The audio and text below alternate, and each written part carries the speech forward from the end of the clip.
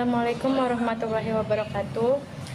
Saya dan teman-teman saya ingin menjelaskan tentang inventory minimarket dari pelajaran struktur data.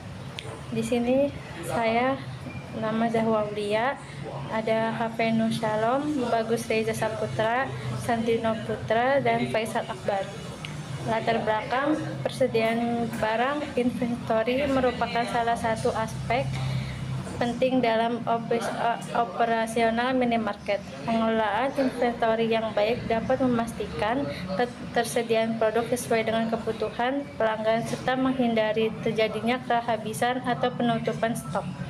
Namun, pencatatan stok secara manual seringkali menimbulkan kesalahan, membutuhkan waktu yang lama, dan menyulitkan proses petautan barang. Oleh karena itu, penerapan sistem inventory berbasis teknologi menjadi solusi yang efektif untuk membantu proses pengecekan, pemantauan stok, serta penyusunan laporan secara lebih cepat, akurat, dan efisien, sehingga dapat meningkatkan kinerja operasional minimarket. Ya, kita masuk ke penjelasan flowchart inventory minimarket. Flowchart ini menggambarkan alur kerja sistem inventory minimarket yang digunakan untuk mengelola data barang. Kita masuk, yang pertama itu adalah start atau mulai.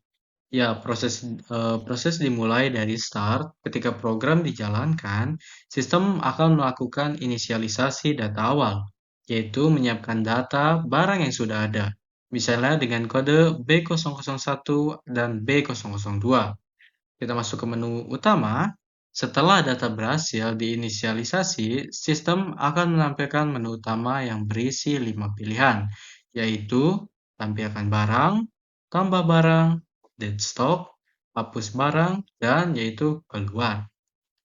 Ya, selanjutnya pengguna diminta untuk memasukkan pilihan menu. Kita masuk ke pilihan yang pertama, yaitu tampilkan barang. Ya, jika pengguna memilih menu 1, sistem akan mengecek apakah daftar barang kosong atau tidak. Ya, jika kosong, sistem akan menampilkan header daftar barang sehingga pengguna mengetahui bahwa belum ada data. Jika ada data, sistem akan membaca seluruh data barang dan menampilkannya ke layar. Ya, setelah selesai menampilkan, data sistem kembali ke menu utama. Kita masuk ke pilihan kedua, yaitu tambah barang. Jika pengguna memilih menu 2, sistem meminta pengguna memasukkan kode barang. Kemudian, sistem mengecek apakah barang sudah ada atau belum. Ya, jika sudah ada, data tidak ditambahkan agar tidak terjadi duplikasi. Jika belum ada, pengguna dapat menginput data barang baru. Kemudian sistem menyimpan data tersebut. Ya, di sini setelah data berhasil disimpan, sistem kembali ke menu utama. Dan kita masuk ke pilihan ketiga, yaitu update stock. Jika pengguna memilih menu sistem 3, sistem meminta kode barang yang akan diperbarui. Kemudian sistem mencari kode tersebut. Jika kode ditemukan, pengguna memasukkan data baru seperti nama, stok, atau harga. Kemudian sistem menyimpan perubahan tersebut. Ya, jika kode tidak ditemukan, proses akan dibatalkan dan kembali ke menu. Setelah berhasil diperbarui, sistem menampilkan pesan data berhasil, lalu kembali ke menu utama. Lanjut, kita masuk ke pilihan 4, yaitu hapus barang. Jika pengguna memilih menu 4, sistem meminta kode barang yang ingin dihapus. Kemudian, sistem mengecek apakah kode barang ditemukan. Jika ditemukan, sistem menghapus data barang tersebut atau memperbarui data sehingga barang tidak lagi tersimpan. Ya, jika ditemukan, proses dibatalkan dan pengguna kembali ke menu. Setelah proses selesai, sistem menampilkan pesan berhasil, kemudian kembali ke menu utama. Lanjut, kita masuk ke pilihan terakhir, yaitu pilihan 5, keluar. Jika pengguna memilih menu 5, sistem akan menampilkan pesan terima kasih. Kemudian, program berakhir atau selesai. Tetapi, jika input tidak valid, apabila pengguna memasukkan pilihan selain angka 1-5, maka sistem menganggap input tersebut tidak valid dan akan mengembalikan pengguna ke menu utama agar dapat memasukkan pilihan yang benar. Ya, jadi flowchart ini menunjukkan bahwa sistem inventory bekerja menggunakan menu pilihan. Sistem pilihan ini memiliki proses yang berbeda, yaitu menampilkan data, barang, menambah barang, memperbarui stok, menghapus barang, atau keluar dari program. Ya, setelah setiap proses selesai, sistem selalu kembali ke menu utama, sehingga pengguna dapat melakukan proses lainnya tanpa harus menjalankan program dari awal. Ya, mungkin hanya segitu penjelasan flowchart dari saya. Ya, saya meminta maaf jika ada kekurangan dalam atau salah dalam perkataan. Mohon dimaafkan. Dan izin undur diri. Terima kasih. Assalamualaikum warahmatullahi wabarakatuh. Perkenalkan, nama saya Bagus Reza Saputra. Di sini saya akan menjelaskan bagian pertama dari coding program, yaitu kelas barang sebagai blueprint atau cetakan data barang. Jadi pertama saya mulai dari import library. Untuk baris ke-1 dan kedua ini, itu kan baris pertama ada import Java Util Stack dan import Java Util Scanner. Di baris pertama ini, fungsi dari import Java Util Stack itu digunakan untuk memanggil struktur data stack bawaan dari Java. Tanpa baris ini, perintah operasi tumpukan seperti push, pop, dan pack itu tidak bisa digunakan. Lalu di baris kedua ini, fungsi import Java Util Scanner ini digunakan untuk memanggil kelas scanner yang berfungsi membaca input dari user melalui keyboard. Nah, di baris ke-5 sampai ke-9 ini itu ada privat string kode barang, privat string nama barang, privat in stock, privat double harga. Di baris ke-5 sampai ke-9 ini tuh variabel internal untuk menyimpan data barang menggunakan akses privat. Artinya, data ini tuh dilindungi dan tidak boleh diubah secara langsung dari luar kelas barang tanpa melalui fungsi yang resmi. Lalu ada baris ke-11 sampai ke-16. Ini tuh pertama ada public barang, string kode barang, string nama barang, dan in stock double harga. Terus ada dis kode barang sama dengan kode barang, dis nama barang sama dengan nama barang, dis stok sama dengan stok, dan dis harga sama dengan harga. Nah, di baris ke-11 sampai ke-16 ini tuh konstruktor, fungsi yang otomatis berjalan pertama kali ketika kita membuat objek barang baru. Saat mengetik new barang, kata kunci this itu menegaskan bahwa kita mengisi variabel milik kelas ini dengan kata yang dikirim dari luar. Nah, lalu ada getter dan setter di baris ke-19 sampai ke-23. Di baris ke-19 ini ada public string get kode barang, return kode barang, public string get nama barang, return nama barang, terus public in get stock, return stock, public void set stock, in stock. Di stock itu sama dengan stock, terus ada public double get harga. Ini return harga. Nah, di baris ke-19 sampai ke-23 ini, karena variabel tadi bersifat privat, kelas lain membutuhkan fungsi getter diawali kata get untuk membaca nilainya. Khusus untuk variabel stock, disediakan fungsi setter yang set stock, karena jumlah stok itu sifatnya dinamis. Dinamis itu bisa berubah ya. Nah, lalu ada baris ke-25 sampai ke-28 ini itu format cetak data tabel. Di baris ke-25 ini ada public void tampilkan data, terus ada sistem out print persen minus 11s, persen minus 20s, persen minus 6d, dan rp persen 12.2f. Lalu di bawahnya ada kode barang, nama barang, stok, dan harga. Nah, di baris ke-25 sampai ke-28 ini, metode ini tuh menggunakan sistem outprint, format print ya. Jadi agar tampilan data barang di terminal itu rapi, membentuk tabel yang sejajar. Nah, kode persen minus 20s ini artinya itu memberi ruang 20 karakter rata kiri untuk teks, dan persen 12.2F ini membuat format mata uang dengan pembatas ribuan dan 2 angka desimal di belakang koma. Oke, selanjutnya akan dibahas oleh teman saya. Nah, di sini ada baris 34 dan 35, yaitu sifat statik barang dan sifat statik scanner. Nah, di sini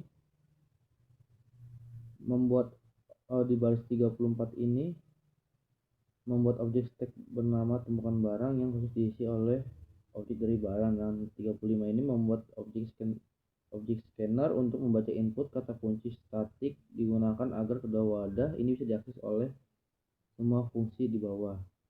Nah, di sini juga ada baris 39 dan 40. Nah, di sini juga ada saat program pertama kali dijalankan, fungsi main akan langsung memasukkan dua data barang tiruan ke dalam tumpukan menggunakan perintah push.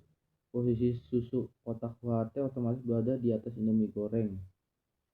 Nah, di sini juga ada baris ke 43. Baris 43 yaitu do wheel. Menggunakan perulangan do wheel agar menu terus muncul berulang-ulang sampai user memilih angka 5 keluar. Nah, di sini juga ada baris 51 sampai 54. Yaitu adalah validasi input. Jika user mengetik huruf bukan angka, program tidak akan error atau crash, melainkan memunculkan peringatan dan memaksa user memasukkan angka yang benar. Nah, di baris 56 ini ada scanner next line. Ini berfungsi mengosongkan sisa karakter enter di memori agar input teks pada menu berikutnya tidak terlewat otomatis. Nah, di sini juga ada baris ke 58, baris 58 sampai 76, sampai baris 76, yaitu percabangan suitcase bertugas membaca angka yang dimasukkan user lalu mengarahkan ke fungsi atau fitur yang tepat. Jika memilih angka di luar 1 sampai 5 baris, default baris 74 akan merespon bahwa pilihan tidak valid. Di sini ada baris 82, if tumpukan barang is empty bertugas untuk mengecek apakah tumpukan kosong. Jika kosong, fungsi langsung berhenti lewat perintah return. Di baris 88 yaitu for, berjalan mundur dari indeks paling terakhir size kurang 1 menuju indeks 0. Tujuannya agar barang yang berada di posisi teratas tumpukan tercetak lebih dulu di layar sesuai visualisasi tumpukan nyata. Selanjutnya baris 99, fungsi cari barang kode tidak menghasilkan nol, artinya kode sudah ada dan proses pendaftaran dibatalkan. Di baris 112, jika kode aman, perintah tumpukan barang push dijalankan untuk membuat objek barang baru dan menaruhnya di posisi paling atas tumpukan. Selanjutnya di sini ada baris 123, fungsi pick digunakan untuk mengintip data objek yang berada di tumpukan paling atas. Operasi ini sama sekali tidak menghapus atau mengurangi jumlah barang di dalam stak. Selanjutnya baris 137, fungsi pop digunakan untuk mengambil objek paling atas sekaligus menghapusnya secara permanen dari tumpukan. Prinsip li of fo, data yang dihapus ditampung sebentar di variabel dihapus hanya untuk dicetak namanya sebagai konfirmasi kesuksesan. Dan selanjutnya yang terakhir baris 45 yaitu for each, untuk menyisir semua barang. Fungsi equals ignore case membandingkan kode barang tanpa peduli huruf besar atau kecil, misalnya BO. B001 disamakan dengan B besar 001. Jika ketemu, objeknya langsung dikembalikan. Jika tidak ketemu, setelah disisir habis, fungsi mengembalikan nilai 0. Mungkin cukup sekian dari saya untuk menjelaskan fungsi codingan. Wassalamualaikum warahmatullahi wabarakatuh. Ya, di sini kita mulai dengan penjelasan hasil dari codingan kita. Ya, di sini saat program dijalankan, ya akan muncul menu utama yang berisi 5 pilihan. Nah, yaitu tampilkan semua barang, tambah barang, lihat barang, teratas, hapus barang, dan yang terakhir itu keluar. Ya, pertama saya memilih nomor 1. Ya, yaitu menampilkan semua barang. Ya, hasilnya program semua barang, data hasilnya program menampilkan seluruh data barang yang sudah tersimpan seperti kode barang, nama barang, stok, dan harga. Ya, karena menggunakan struktur data stok, data ditampilkan dari barang yang terakhir dimasukkan ke barang yang pertama dimasukkan. Lanjut, kita pilih menu 2. Ya, di sini yaitu tambah barang. Ya, saya memasukkan kode barang, nama barang, jumlah stok, dan harga barang itu. Ya, setelah semua diisi, program menyimpan barang tersebut ke dalam stok. Ya, menggunakan operasi push, artinya barang baru berada di posisi paling atas. Ya, lalu kita pilih ke menu 3. Ya, kemudian yaitu barang teratas. Ya, hasilnya program menampilkan barang yang berada di posisi paling atas stok. Pada menu ini barang hanya ditampilkan dan tidak dihapus. Lanjut, berikutnya saya memilih menu nomor 4, yaitu hapus barang teratas. Ya, program menghapus barang yang berada di posisi paling atas menggunakan operasi pub. Hal ini menunjukkan bahwa stok bekerja dengan konsep last in first out atau LIFO, yaitu barang terakhir masuk akan menjadi barang pertama yang keluar. Lanjut, kita terakhir itu kita pilih menu 5, yaitu keluar. Ya, untuk keluar dari program itu, ya setelah itu program selesai dijalankan. Ya, jadi kesimpulannya program sistem inventory minimarket ini berhasil menerapkan struktur data stok. Program memiliki fungsi untuk menampilkan data barang, menambahkan barang baru, melihat barang teratas, menghapus barang teratas, dan keluar dari program. Ya, dengan demikian program ini telah memenuhi konsep dasar operasi stok, yaitu push, pick, and pop. Ya, demikian presentasi dari saya. Ya, terima kasih atas perhatian semuanya teman-teman. Ya, saya izin pamit undur diri. Terima kasih.